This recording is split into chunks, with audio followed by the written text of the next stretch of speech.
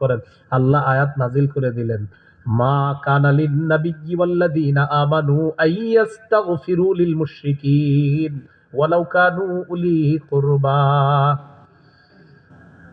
নবী এবং ইমানদারের জন্য উচিত না, বৈধ নয়, জায়েজ নাই কোনো মুশরিকের জন্য দোয়া করা, যদিও ওই মুশরিক নবীর নিকটাত্মীয় হয়, ইমানদারের নিকটাত্মীয় হয়।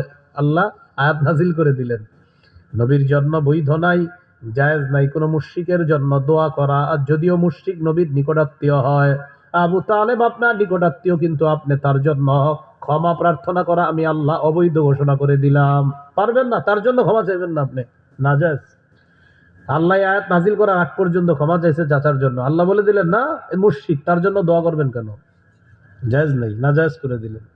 নবী খুব কষ্ট পাইতেছে, আহারে চাচা কত উপকার করছে, মারা গেল, মনটা খারাপ। জিবরিল আমিন আরেকটা আয়াত নিয়ে আসছে সূরা কসসের, ইন্নাকা লা তাহদি মান আহবাবতা ওয়ালাকিন্নাল্লাহা ইয়াহদি মান ইয়াশা।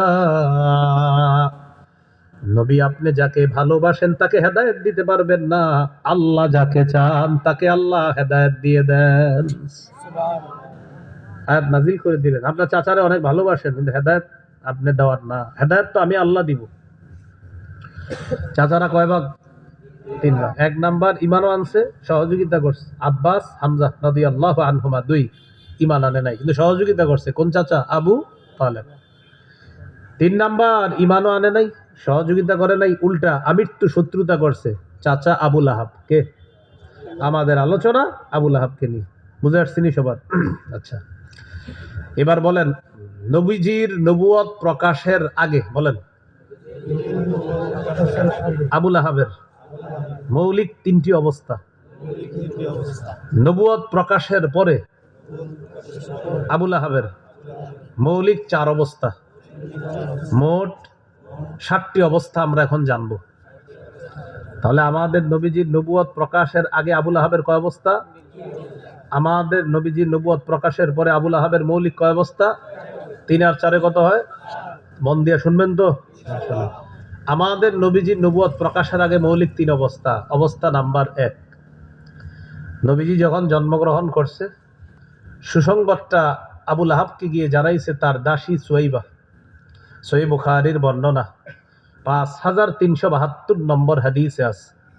হাদিসের শেষে আছে, ওয়াকালা উরওয়া সুয়াইবা আতাকাহা আবু লাহাব।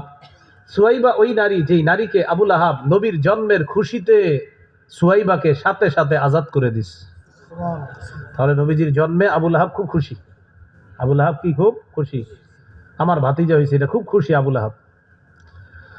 2 নাম্বার অবস্থা, আবু লাহাব সবাইরে গর্ব করে বলতো, আমি মোহাম্মদের চাচা, আমার ভাতিজা মোহাম্মদ সাল্লাল্লাহু আলাইহি সাল্লাম, আমার ভাই মারা গেছে, আমার ভাইয়ের বংশটা রক্ষা হবে আমার এই ভাতিজার মাধ্যমে, গর্ব করে বলতো সব জায়গায়। তাহলে অবস্থাগুলো কি দেখা যায়? খুব ভালো। 3 নাম্বার, আবু লাহাব নবীজির সাথে এতটাই গভীর সম্পর্ক রাখত।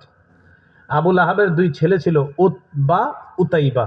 উতবা উতাইবা, এই 2 ছেলের কাছে নবীজি তার 2 কন্যা রুকাইয়া উম্মে কুলসুম রাদিয়াল্লাহু আনহুমাকে বিয়ে দিছে আবু লাহাবের 2 পুত্রের কাছে। তাহলে সম্পর্কটা কতটা গভীর।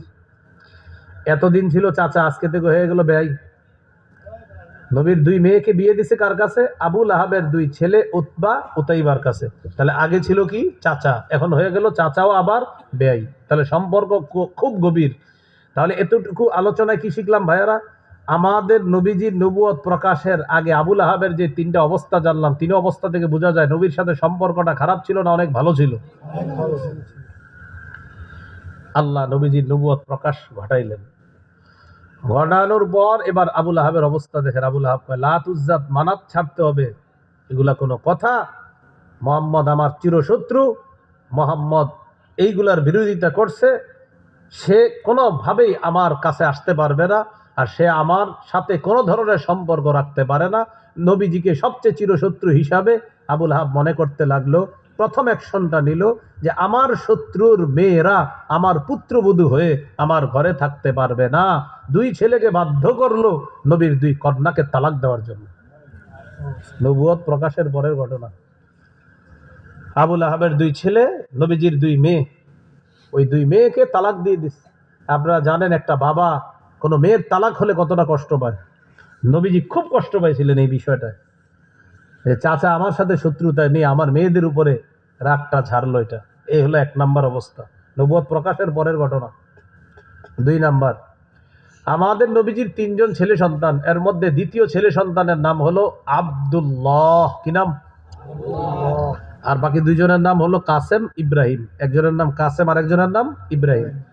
তো দ্বিতীয় ছেলেটার নাম কি? আব্দুল্লাহ। এই আব্দুল্লাহর উপাধি ছিল তাহের বা তাইয়িব। আব্দুল্লাহ রাদিয়াল্লাহু তাআলা আনহু যখন মারা গেলেন, মারা যাওয়ার পর আবু লাহাব বলতে লাগলো, মোহাম্মদ নির্বংশ, মোহাম্মদ লেস কাটা, নাউজুবিল্লাহ নাউজুবিল্লাহ নাউজুবিল্লাহ। আমাদের নবীকে নির্বংশ বলে গালি দিতে লাগলো।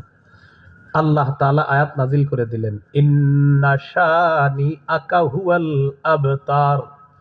নবী আপনাকে যে নির্বংশ বলে সেই নির্বংশ, ওর বংশের কোনো অস্তিত্ব দুনিয়াতে থাকবে না। আপনার বংশ নিয়ে কিয়ামত পর্যন্ত আলোচনা চলতে থাকবে। আমাদের নবীর বংশের আলোচনা